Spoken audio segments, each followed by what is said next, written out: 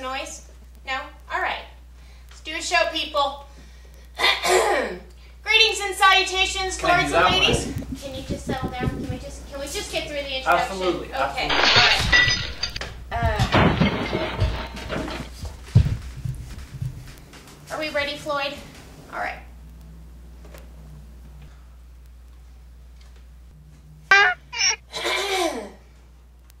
Welcome to the throne room. Good to see you. With me, as always, getting my back, is Max and Moritz. And tonight we're just going to be riding dirty. I hope you're cool with it. We're cool with it, so let's just be down. We have a great show in store for you tonight. We're going to switch it up a little bit. We've nixed Peeves and Pleasures for the night, and we're going to do a little segment that I like to call Pansy's Plebeian Profile. It's better than biography, you betcha. Tonight's guest is Edwin Messerschmidt. Edwin, welcome. Say hello to the people. Hello. It is, I wanted to say for myself, for my mother, Mrs. Messerschmidt, and my uncle, that we say hello and thank you. And hello to the Messerschmidt family. I've been doing some research looking at my cards here, and I see that you're a real fan of... They were telling me they really like you. Okay. Now, what I'm really interested in is your ever... Do you dye your hair? Oh, it's just naturally this color. Okay. It always has been, since 2001. I have here in my notes that you've been blogging about Harry Potter fans not being emasculated. Could you tell us a little about that? I have a theory that it is, you know, tell me, you've had this ongoing fixation with the old NES console. How is it that it's been able to maintain interest for you in light of the PlayStation 3, the Xbox 360, and the Wii? Can I help you? No, what? Okay. Some people suggested... Andy? Yes? Your eyes are really pretty. Sorry, I'm sorry.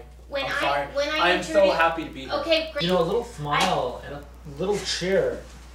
Why don't you get Trepolet there?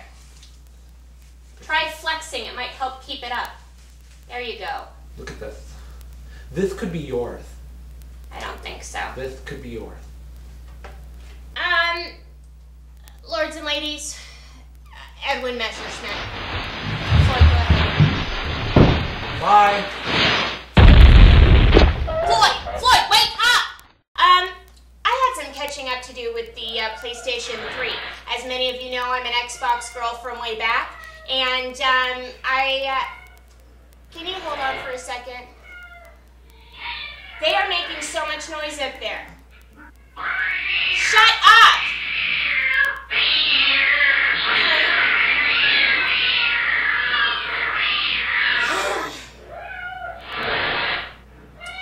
I thought what I would do is just review an entire series of games, and this is my first experience with the PlayStation, the PlayStation 3 that Santa brought me, which I was really happy about. And so I would like to review an entire series of games at one go. I stayed up a couple nights in a row and hit the entire Ratchet and Clank series. There's 4 titles. I will not be addressing the PSP release that everybody's been at Twitter about. I don't care for handheld games. There, I said it. I hope that you can be okay with it. I have been accused of heresy in the past, and this is what I would like to say to those who think I'm being sacrilegious. I think a true believer wouldn't sacrifice surround sound and a big screen just so they could play outdoors. That's just my personal feeling. Save your letters. That's what I'm going to say. I really like this series. I think it's a lot of fun. The first title had a couple of just playability issues that were definitely resolved in the second one.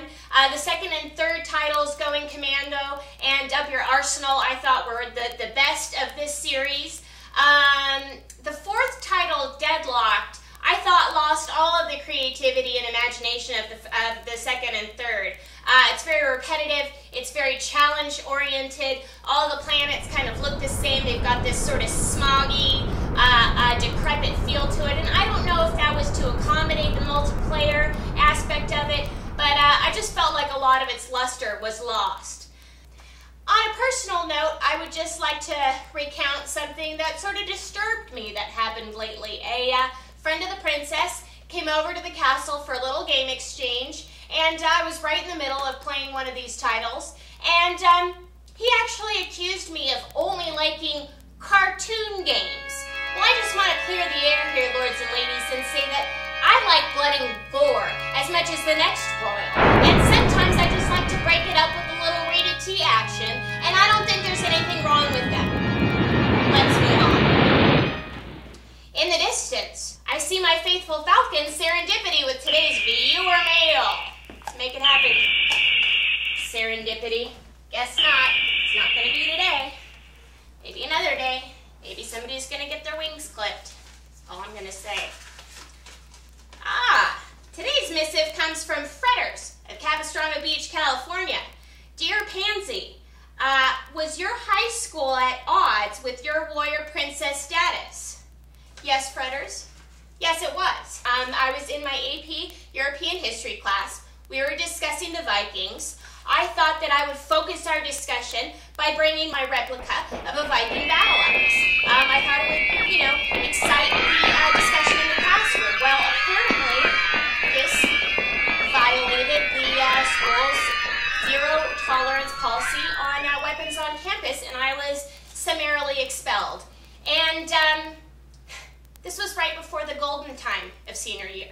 Second semester of senior year. I had a ceramics class.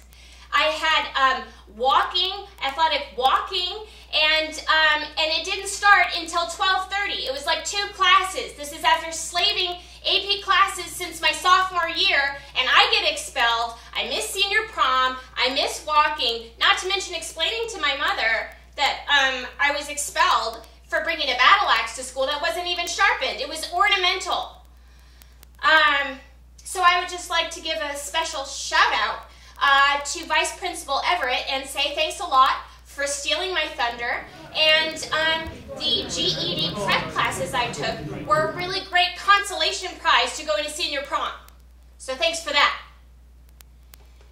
I would like to end, as always, with a quote from my hero, Mr. Oscar Wilde, and what he said was, "Nothing worth knowing can be taught. So in your face, Vice Principal Everett." Lords and ladies, good night and good morrow.